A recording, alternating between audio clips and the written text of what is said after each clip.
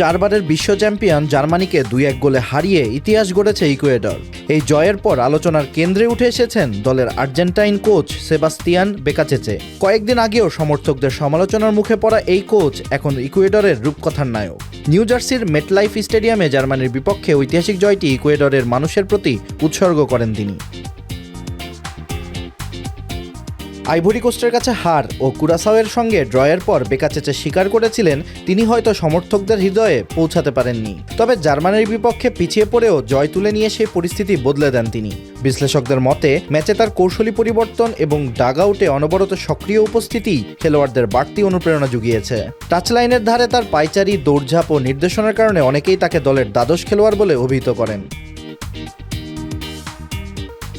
বেকাচেচে নিজেকে স্বশিক্ষিত কোচ হিসেবে পরিচয় দেন।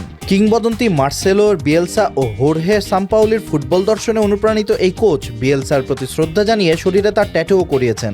ভিডিও অ্যানালিটিক্স, কৃত্রিম বুদ্ধিমত্তা, আইপ্যাড, নোটবুক ও পুরনো ডায়েরির তথ্য ব্যবহার করে প্রতিপক্ষ বিশ্লেষণ করাই তার কোচিং দর্শনের অন্যতম বৈশিষ্ট্য। বর্তমানে তার অধীনে ইকুয়েডর হাই প্রেসিং ও দ্রুতগতির ফুটবল খেলছে। বেকাচেচের ক্যারিয়ারের সবচেয়ে আলোচিত বিতর্কের ঘটনা ঘটে 2018 বিশ্বকাপের আগে, যখন তিনি আর্জেন্টিনা দলে সাম্পাওলির সহকারী ছিলেন। অনুশীলনে লিওনেল মেসির কাঁধে হাত রেখে পরামর্শ দেওয়ার ঘটনা মেসির অপছন্দ হয়েছিল বলে আর্জেন্টাইন সংবাদ মাধ্যম ক্লারিন দাবি করে। তবে সেই সম্পর্ক পরে বন্ধুত্বের রূপ নেয় এবং বেকাচেচে জানান মেসির জীবন ও ক্যারিয়ার থেকে তিনি অনেক কিছু শিখেছেন।